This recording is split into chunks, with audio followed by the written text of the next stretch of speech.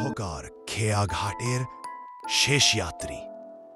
রাত তখন প্রায় 10:30। নদীর পাড়ের পুরনো কেয়াঘাট, এ সময় লোকজন খুব কমেই আসে।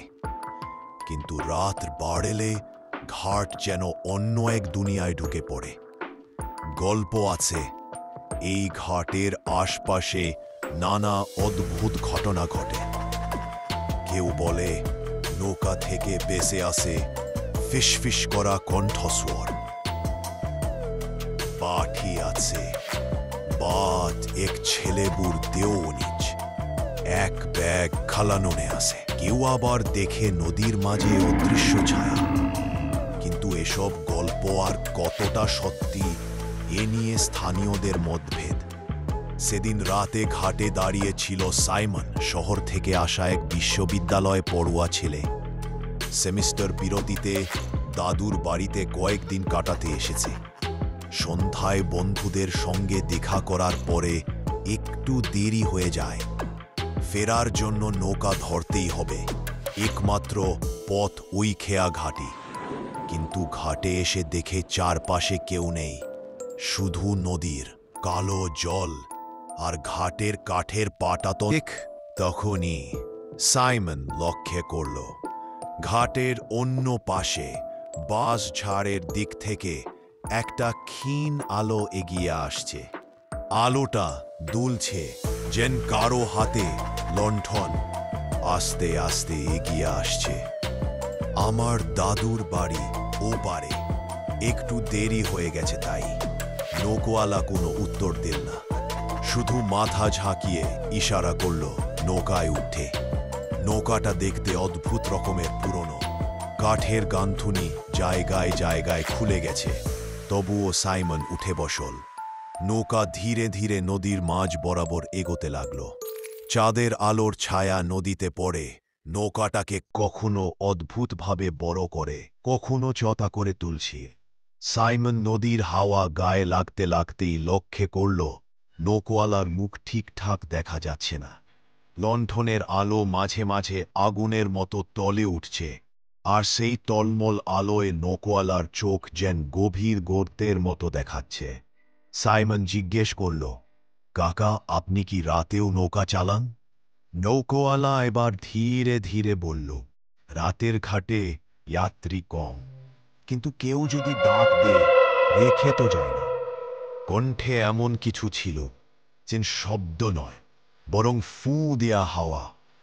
সাইমন অস্বস্তি বোধ করল। একটু যাত্রা, কিছুক্ষণ সহায় করলেই হবে। নিজেকে আশ্বস্ত করল, এগোতে লাগল। কিন্তু কিছুক্ষণ পর সাইমন বুঝল নৌকা কিয়াঘাটের বিপরীত দিকে, বরং তির্যকভাবে ডান দিকে চলে যাচ্ছে। কাকা, এইটা তো আমার গ্রাম না, আপনারা তো বাং হাত দিয়ে নেন। নৌকাওয়ালা কিছু বলল না, শুধু ডান ফেলে চলতে থাকল। সাইমনের বুক ধরফর করতে লাগল। কাকা, বলছি তো, ভুল দিকে নিলেন কেন? হঠাৎ লণ্ঠনের আলো নিভে গেল। কালো অন্ধকারে নদী আর আকাশ একাকার হয়ে গেল। সাইমন দাঁড়িয়ে উঠতে গিয়েও থামল। নৌকা ভীষণ দুলছিল। সে তাড়াতাড়ি বসে পড়ল। শরীরের ভেতরে ঠান্ডা একটা শিরশিরে ভাব নামতে লাগল। মাঝ রাতের মতো নিস্তব্ধতা। হঠাৎ সাইমন শুনতে পেল নৌকোর পাটাতনের নিচে যেন কেউ নৌকোর তালা থেকে উঠে আসতে চাইছে। সাইমন ভয়ে চিৎকার করে উঠল। ওরা খুব চঞ্চল, রাত হলেই নদীর নিচ থেকে ওঠে। কে ওঠে? যারা ঘাট থেকে ফেরত যেতে পারেনি। সাইমনের রক্ত হিম হয়ে গেল। কিন্তু ভয়টা মাত্র শুরু। নদীর কালো জল থেকে দুটো সাদা হাত উঠল, শুকনো লম্বা কঙ্কালের মতো। নৌকার ধারে আঁকড়ে ধরতেই নৌকাটা দুলে উঠল। হাতের ওপর উঠে এলো একটা মুখ, জল ধয়ে কাদামাখা চোখহীন মুখ। সাইমন পিছিয়ে গিয়ে চেঁচিয়ে উঠল, নৌকা থামান, থামান বলছি। নৌকাওয়ালা এবার ধীরে ধীরে তার দিকে মুখ ঘুরিয়ে বলেন, থামাতে পারি, কিন্তু তখন তোরা আর তীরে পৌঁছাতে পারবি না। চাঁদ ঠিক তখন মেঘ সরিয়ে আলো ফেলল, আর আলো পড়তেই সাইমন দেখল নৌকোয়াইলার মুখ নেই। হ্যাঁ, পুরো মুখটাই যেন পুড়ে গেছে। চোখের জায়গায় ফাঁকা গর্ত, নাক নেই, ঠোঁট নেই, শুধু এক বিরাট অন্ধ খোলা গহ্বর। সাইমনের দম বন্ধ হয়ে আসছিল। সে উঠে নৌকা থেকে লাফ দেওয়ার চেষ্টা করতেই নৌকোয়াইলা হাত বাড়িয়ে তার কাঁধ চেপে ধরে। কাঁধে হাত নয়, বরং বরফ ঠান্ডা লোহার মতো চাপ। যেখানে যাচ্ছি সেখানে নদী পেরোতে নৌকা লাগে। ফিরে যেতে পারিনি আমি। কুই হবে আমার পরের সঙ্গী। সে মরিয়া হয়ে দাঁতটা ধরে টানতে লাগলো। নৌকা দুলে যায়, পানির ছিটা মুখে লাগে, আর নিচের জল থেকে আরও হাত উঠে আসতে থাকে। কোনো রকমে সাইমন নৌকার মাথা ঘুরিয়ে ফেলতে সক্ষম হল। হাওয়ার এমন জোর যে নৌকাটা তীরের দিকে ধাক্কা খেতে লাগল। নৌকোয়াইলা তাকে থামাতে এগিয়ে আসছিল। পা থেকে হাড়ের ভাঙা শব্দ হচ্ছিল, যেন তার শরীর চলাফেরার জন্য তৈরি নয়। সাইমন মরিয়া হয়ে দা দিয়ে তাকে ঠেলে দিল। নৌকোয়াইলা নদীতে পড়ে গেল। জল ছিটকে উঠল। 3-4টা ভেজা হাত তাকে টেনে নিচে নিয়ে গেল। সাইমন আর পিছনে তাকাল না। নৌকা তীরে এসে ধাক্কা খেল। সাইমন লাফিয়ে নেমে দৌড়তে শুরু করল। হৃদপিণ্ড গলার কাছে উঠে এসেছে। বাঁশঝাড় পার হয়ে সে গ্রামের পথ ধরে ছুটে গেল। তার মনে হলো পেছনে কেউ হাঁটছে। কেউ নয়, অনেকজন। একসময় দাদুর বাড়ির দরজায় এসে থপ করে পড়ে গেলছে। দাদু দরজা খুলে আতঙ্কিত হয়ে তাকে উঠালেন। সাইমন, কি হয়েছে? সাইমন হাঁপাতে হাঁপাতে শুধু বলতে পারল, নৌকোয়ালা, মুখ নেই, নদীর হাত আমাকে টেনে নিতে চাইছিল। দাদু প্রথমে কিছু বুঝলেন না, কিন্তু যখন সাইমন ঘটনার সবটা বলতে লাগল, দাদুর মুখ ফ্যাকাশে হয়ে গেল। দাদু বললেন, তুই কোন খেয়া ঘাটে গিয়েছিলি? বাঁশবাগানের ঘাট। দাদু মুহূর্তেই কেঁপে উঠে বললেন, ওই ঘাটে আর নৌকা চলে না রে। 5 বছর আগে একটা দুর্ঘটনায় নৌকা উল্টে সব যাত্রী ডুবে মারা গিয়েছিল, নৌকোয়ালাও। তারপর থেকে ওখানে কেউ যায় না।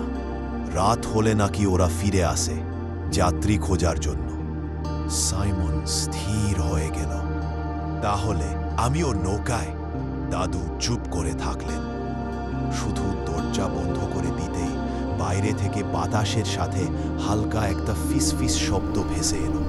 ফিরতি পথে আবার তাক দিবি। সেদিন রাতেই সাইমন জ্বরে পড়ল। প্রায় 3 দিন ধরে ঘুম আর জাগনের অদৃশ্য সীমানায় ঘুরতে লাগল। মাঝে মাঝে সে বলে উঠত, নৌকা ঢুকে যাচ্ছে জলে, হাতগুলো আমাকে ডাকছে। গ্রামে সবাই ভয় পেয়ে গেল। যাত্রাপথে কেউই আর বাঁশবাগানের ঘাটের দিকে যেতে সাহস করত না। পরবর্তী পূর্ণিমার রাতে নদীর ওপারে একটা নৌকা দেখা গেল। চাঁদের আলোয় স্পষ্ট ছায়া। নৌকোয়ালা দা টানছে। কিন্তু যখন গ্রামের লোকেরা ভালো করে তাকাল, দেখল পিছনে আরও একজন বসে আছে। একটা ছায়া মূর্তি, সাইমনের মতো উচ্চতা, গড়ন, সবাই মিলে যায়। পরদিন সকালে সাইমনের ঘরে ঢুকে দাদু দেখলেন সাইমন নেই। দরজা খোলা, জানালার পর্দা বাতাসে উঠছে। বিছানার ওপর শুধু ভেজা পানির দাগ। গ্রাম জুড়ে গুজব ছড়িয়ে গেল, সাইমন ফিরে গেছে সেই খেয়া ঘাটে। ফিরেছে নাকি ডেকে নিয়ে গেছে কেউ, তার কেউ জানে না।